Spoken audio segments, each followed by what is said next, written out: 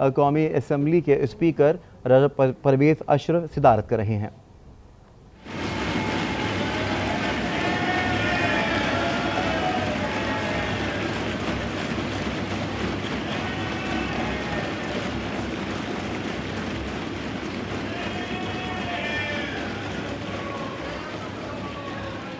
Please मैं मुकम्मल कर लूं।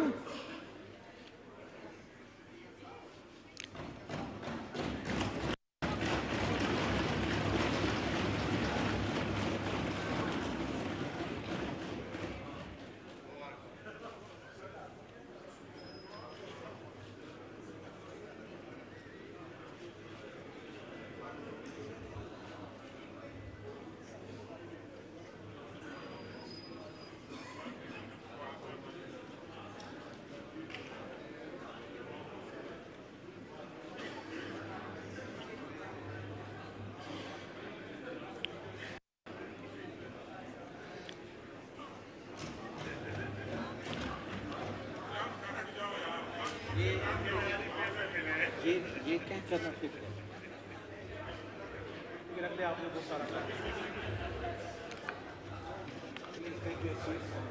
प्लीज तशरीफ फरमा हो जाएं। मैं अनाउंसमेंट कर लूं। तशरीफ फरमाए prime minister. 180 members rose in favor of the resolution and the resolution is passed. Consequently, Mia Mohammed Shahbaz Sharif has obtained the vote of confidence from the National Assembly and commands the confidence of the majority of the members of the National Assembly as Prime Minister of the Islamic Republic of Pakistan.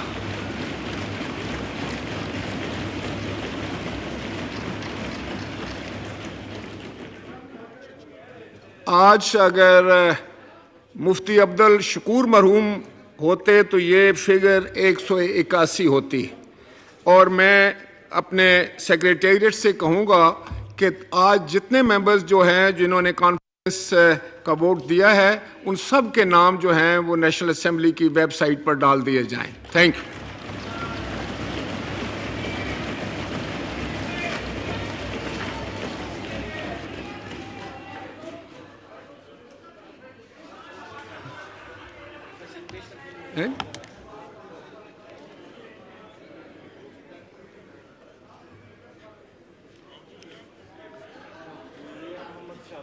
मियां मोहम्मद शहबाज शरीफ साहब, the honourable prime minister of Pakistan.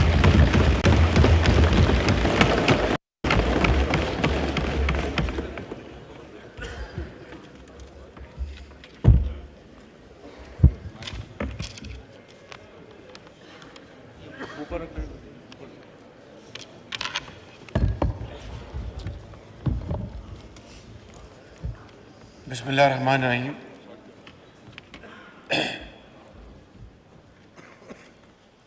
काबिल एहतराम जनाब speaker, इंतहाई काबिल एहतराम मखलूत हुकूमत के ज़ुअमा और मेरे तमाम मुअज़्ज़िज़ मेंबरान कौमी असम्बली। जनाब स्पीकर, मैं अल्लाह ताला का लाख लाख शुक्र अदा करता हूँ कि आज एक मरतबा फिर इस मुअज़्ज़िज़ ऐवान ने जनाब बिलावल साहब की मोशन पर मुझ नाचीज़ को एक मरतबा फिर इज़्ज़त से नवाजा और 180 वोटों से मुझे यहाँ पर एतमाद का वोट दिलवाया। मैं इन सब का दिल की गहराइयों से शुक्रिया अदा करता हूँ। और जनाब स्पीकर, आपको और आपके तोसत से अपने तमाम ज़ुअमा, जिनमें जनाब आसिफ अली जरदारी साहब, जनाब बिलावल भुट्टो साहब, जनाब मौलाना फजल रहमान साहब, जनाब मौलाना असद महमूद साहब जनाब डॉक्टर खालिद मकबूल सदीकी साहब, जनाब सरदार अख्तर मेंगल साहब, जनाब सरदार खालिद मक्सी साहब, जनाब चौधरी शुजात हुसैन साहब, जनाब चौधरी सालिक हुसैन साहब, जनाब एमल वली ख़ान साहब, जनाब अमीर हैदर ख़ान होती साहब, जनाब नवाबज़ादा शाहज़ैन बुक्टी साहब, जनाब मोहसिन दावर साहब, जनाब असलम बोतानी साहब, जनाब प्रोफेसर साजिद मीर साहब, जनाब डॉक्टर अब्दुल मालिक साहब,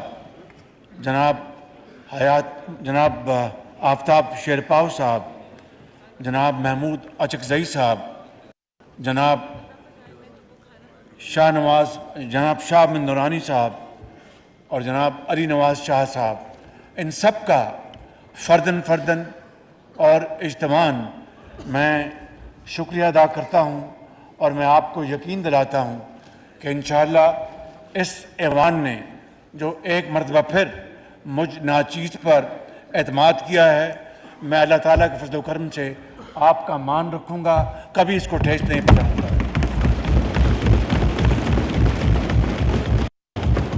जनाब स्पीकर, आज पाकिस्तान शदीद मुश्किलात में है। वो मेरी वजह से या इस ऐवान की वजह से नहीं,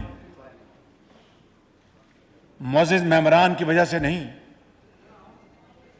2018 में जहाँ पे इस मुल्क की मईशत थी, वो पाकिस्तान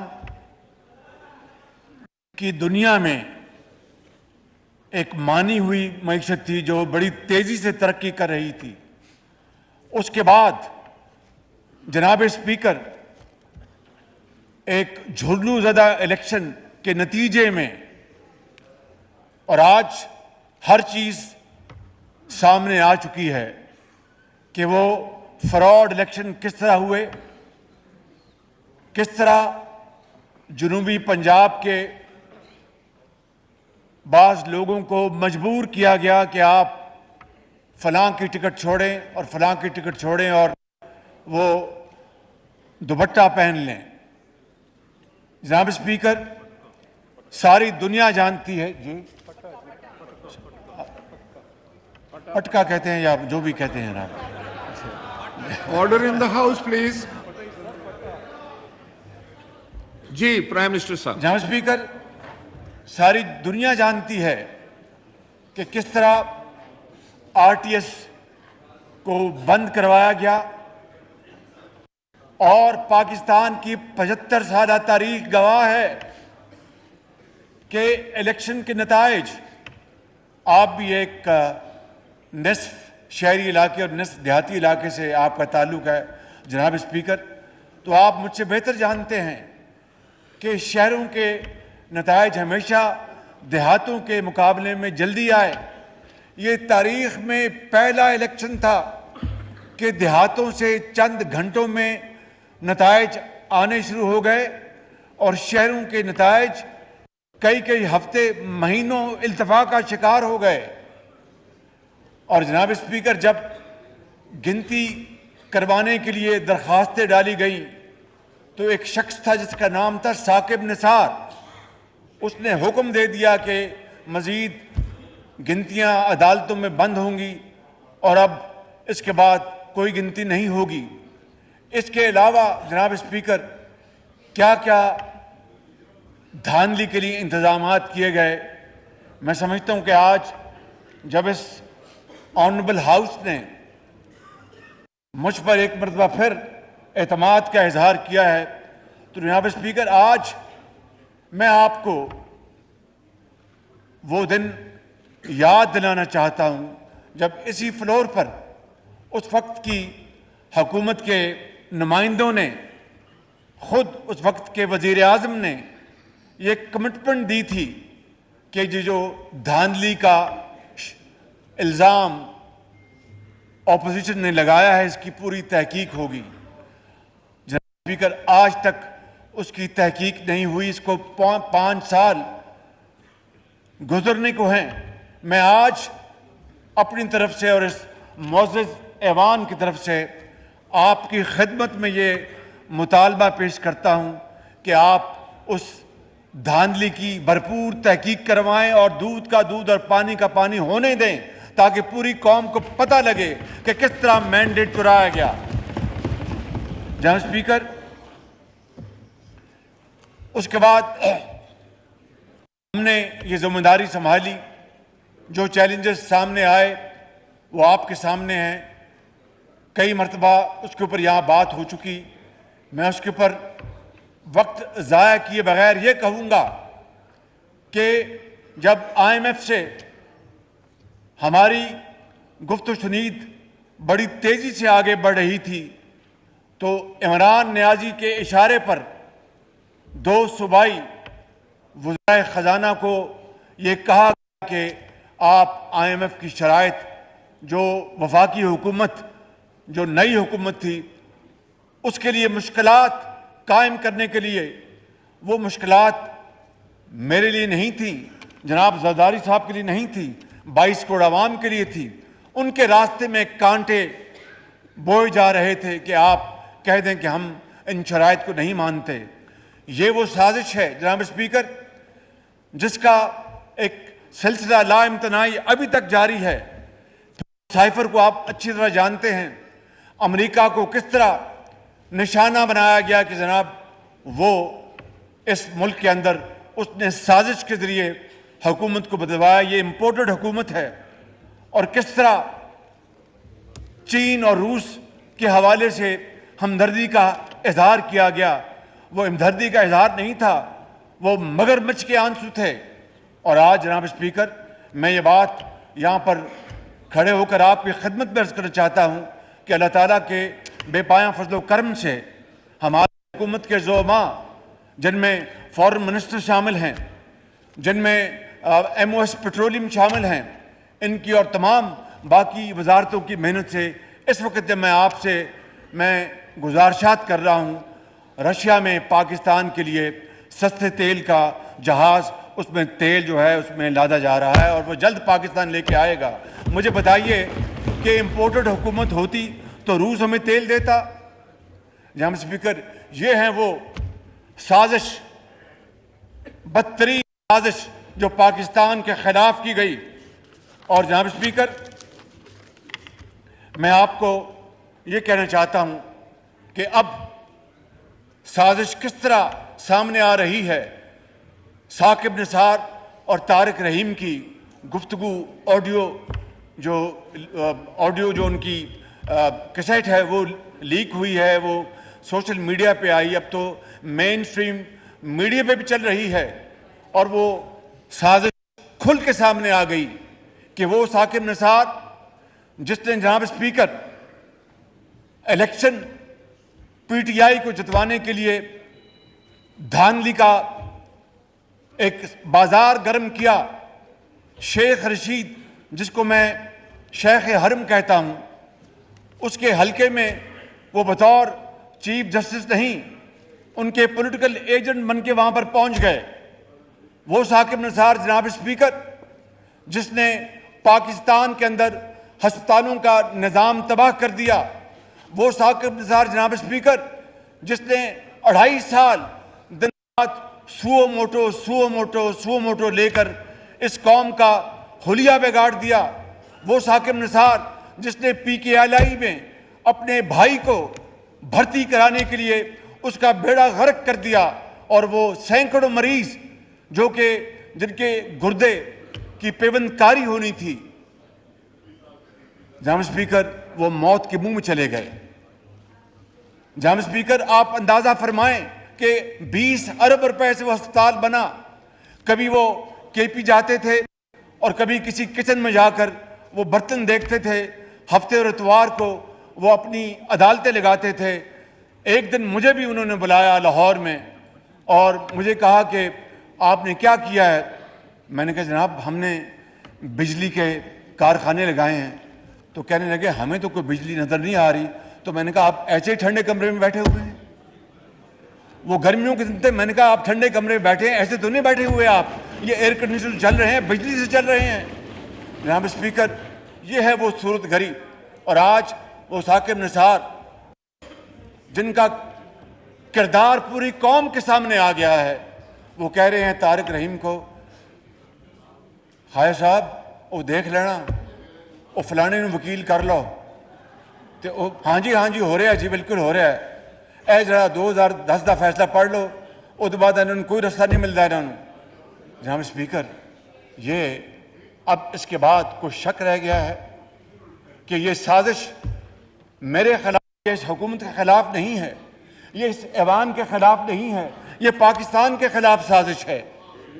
और आज पार्लिमान के फैसलों को जनाब स्पीकर चैलेंज किया जा रहा है।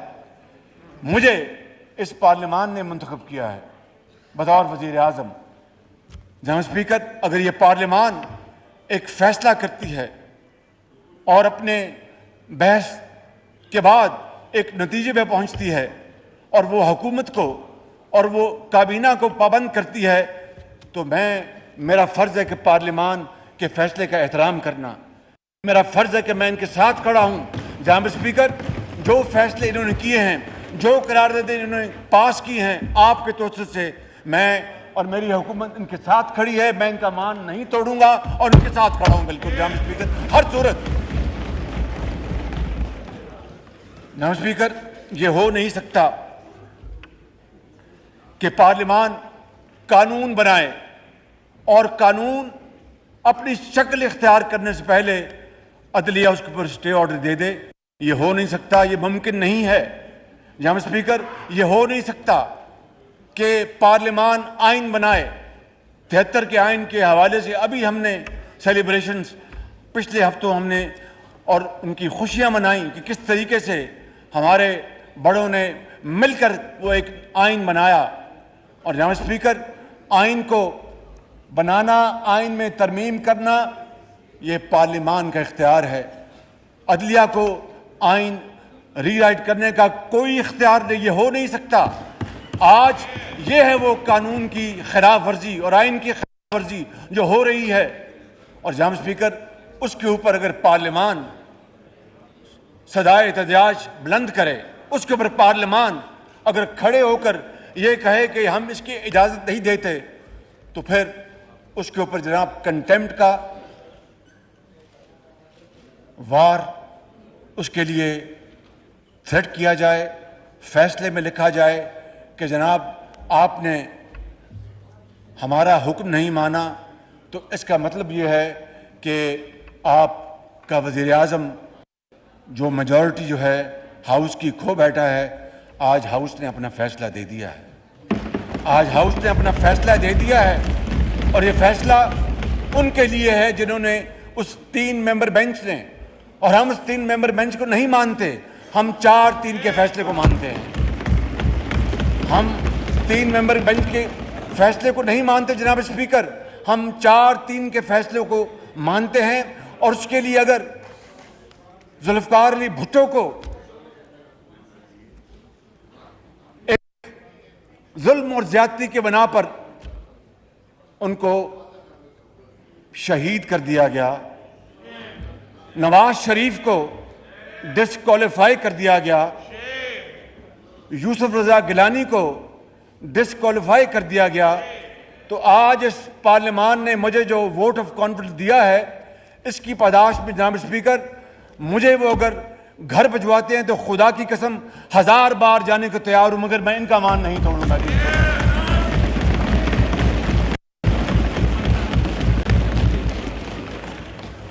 जनाब स्पीकर, मैं यहां पर यर्ज करना चाहूंगा कि हमें कहा गया कि जनाब गुफ्तगू करें। हम सियासतदान, हमारे पास ना बंदूक है ना तोप है, हमारे पास तो सोटी भी नहीं। ये हकीकत है जनाब स्पीकर, हमारे पास तो सोटी भी नहीं। चाहे वो 12 अक्टूबर हो या उससे पहले कभी के वाकयात हों, वो सोटी हिलाते आते हैं तो जनाब मामला ख़त्म हो जाता है बिल्कुल। हम तो बातचीत करते हैं आपस में बैठ के, उसकी शानदार मिसालें इस हाउस में बयान की जा चुकी हैं। मैं इसके बारे में आपका वक्त ज़ाया नहीं करूँगा। हमने खुद फैसला किया, मेरे पार्टी के हुकूमत के जो ज़ोमा हैं उन्होंने मुझे गाइड किया कि आप वज़ीर आज़म आप इनवाइट करें, सब हम इकट्ठे आप इनवाइट करें पीटीआई को। मुझे जमात इस्लामी के ज़ोमा मिले, मैंने पीटीआई को इनवाइट करने के लिए हमने मशवरा करके हमारी पार्टी की हुकूमत के अंदर बाज़ ज़ोमा ऐसे हैं जो बड़े सख्त इस मामले में वो अपना व्यू रखते हैं और जायज़ व्यू रखते हैं, लेकिन उनको भी हमने मिन्नत समाजत की कि बातचीत करने में कोई हर्ज नहीं है। तो हमने जनाब स्पीकर कल फैसला किया कि सेनेट में जो कि हाउस ऑफ फेडरेशन होता है वहाँ पर हम बातचीत के लिए हम अपने नुमाइंदे भेजेंगे। हमने उसके लिए मशावरत की। इंशाअल्लाह आज उम्मीद है कि वहाँ पर हम बातचीत का आगाज़ कर देंगे। लेकिन जनाब स्पीकर, बातचीत का एजेंडा क्या होगा, ये है असल बात कि पूरे पाकिस्तान में एक दिन इलेक्शन होगा, शफाफ इलेक्शन होंगे। ये बलूचिस्तान के ज़ोमा बैठे हैं, वैसे भी बलोच सरदार, बलोच अवाम और वहाँ के पख्तून अवाम हमारे सरों के ताज हैं, मगर हमेशा और इनका गिला भी सर आंखों पर कि जनाब बलूचिस्तान के साथ ये ज्यादती हो रही है, ये हमारा मामला ठीक नहीं चल रहा, और इनका गिला सर आंखों पर। जनाब स्पीकर, आप जानते हैं, आपका ताल्लुक पंजाब से है कि बड़े अरसे के बाद पंजाब के खिलाफ जो सही या गलत जो बातें थी वो पिछली दिहाइयों में थमी, और पंजाब बड़ा भाई नहीं बल्कि बराबर का भाई बनकर चारों सूबों के लेके चलना, वही पाकिस्तान का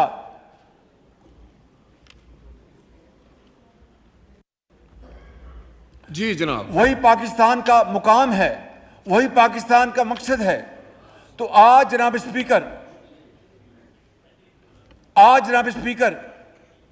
अगर सिर्फ एक सूबे में, मैं पूछता हूं, अदालत उज़्मा हर बार पंजाब में इलेक्शन की बात करती है, केपी तो उनको याद नहीं आया, एक लफ्ज केपी के बारे में नहीं कहा।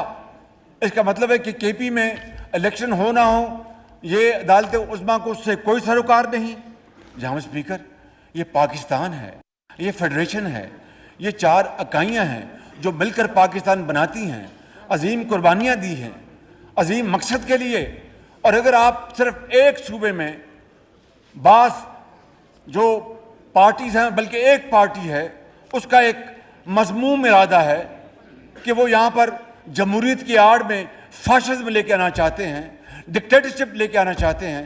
जनाब स्पीकर, उनका दौर हमने 4 साल में देख लिया, भुगत लिया।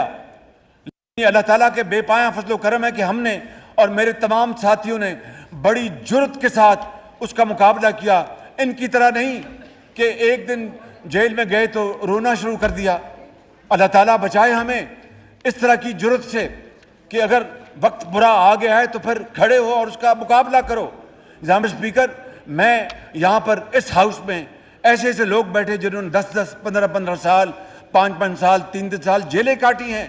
तो मैं ये आपको कहना चाहता हूँ कि पंजाब में अगर सिर्फ पंजाब में इलेक्शन होंगे 6 महीने पहले, तो उसका क्या पैगाम जाएगा कि पंजाब खुदा न खास्ता एक्सप्लॉइट कर रहा है पाकिस्तान के बाकी सूबों को।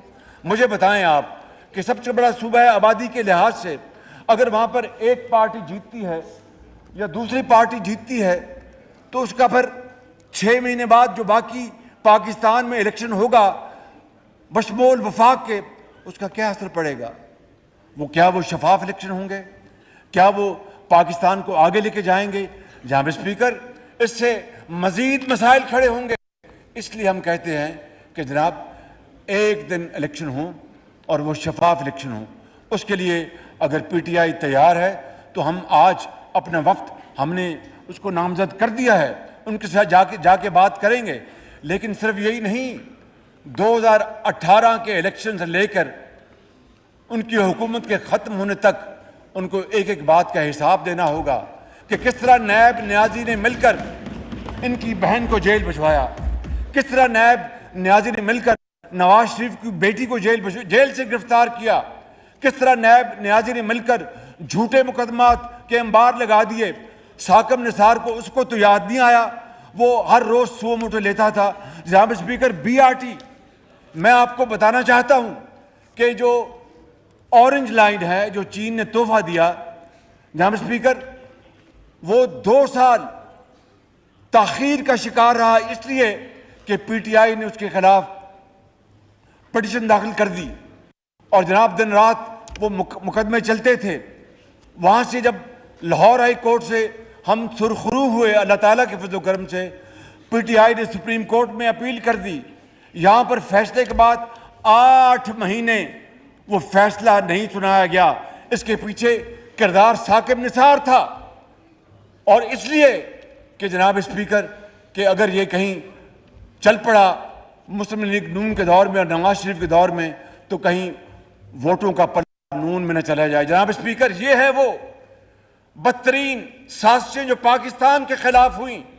और आज हमें ये सबक देते हैं और कहते हैं कि मैंने कश्मीर तो नहीं बेच दिया। भाई, कश्मीर आपने तो पाकिस्तान को बेचने में कोई कसर नहीं छोड़ी। जनाब स्पीकर, मैं ये बिला खौफ तरदीद कहना चाहता हूं कि अरबों रुपया आपने सिर्फ एक मंसूबे में आपने नुकसान पहुंचाया, उसको ऑरेंज लाइन में, और चीन का जो आपने जो ट्रस्ट था उसको डैमेज किया। इसके बाद इसके मुकाबले में BRT पेशावर में क्या हुआ, ये चेयरमैन, इनसे पूछे, ये बताएंगे आपको सारी कहानी। BRT पेशावर में स्टे ऑर्डर के ऊपर स्टे ऑर्डर, स्टे ऑर्डर के ऊपर स्टे ऑर्डर, और नायब का चेयरमैन कहता है मैं क्या करूं, स्टे ऑर्डर है। वहां तो स्टे ऑर्डर है और यहां पर दिन रात फैसले हो रहे हैं और झूठे मुकदमे उनके ऊपर हमें जेलों में भिजवाया जा रहा है। जनाब स्पीकर, ये है वो किरदार जिन्होंने पाकिस्तान के खिलाफ बदतरीन साजिश की। और चाहे जनाब स्पीकर तमीजुद्दीन का केस हो, चाहे मरहूम जुल्फ़िकार अली भुट्टो का केस हो, चाहे नवाज शरीफ या मखदूम यूसुफ रज़ा गिलानी का केस हो, जब तक कि ये किरदार कटहरे में नहीं आएंगे, खड़े किए जाएंगे, मैं आपको बताऊं, पाकिस्तान में अदल और इंसाफ हमेशा नापैद रहेगा। मैं आपको बिल्कुल दिल की बात करना चाहता हूं। जनाब स्पीकर, मैं आपका ज़्यादा वक्त नहीं लेना चाहता। मैं ये आखिर में कहना चाहता हूं जनाब स्पीकर कि हमें इस मुल्क को बनाने के लिए जो जिम्मेदारी दी गई है वो काम हमें करने दिया जाए। हमें इन भंबल भूसियों में ना हमें अपना उसमें उलझाया जाए। मैं अगर गलत कहा तो माफ़ी चाहता हूँ। और जनाब स्पीकर, बड़े अदब से आपकी खिदमत में गुजारिश करूँगा और मेरी इस गुजारिश को ज़रूर पज़िराई बख्शें। हमें तो बेबुनियाद जेलों में भिजवाया गया, हमने वो जेलें काटी। इसके खिलाफ आप इधर ठहर जाएं, जिसके नाम न्याजी है, इमरान न्याजी, 8-8 मिनट में 8-8 बेलें मिल रही हैं। कहते कि तोशा खाना में अगर मुझे फंसाया गया तो फिर और भी आएंगे। भाई आ जाओ भाई, फिर आते क्यों नहीं जेल अपना वहां पर अदालत में? वो टोप पहन के आ जाते हो, पता नहीं टोप के अंदर है क्या, मुझे इल्म नहीं है।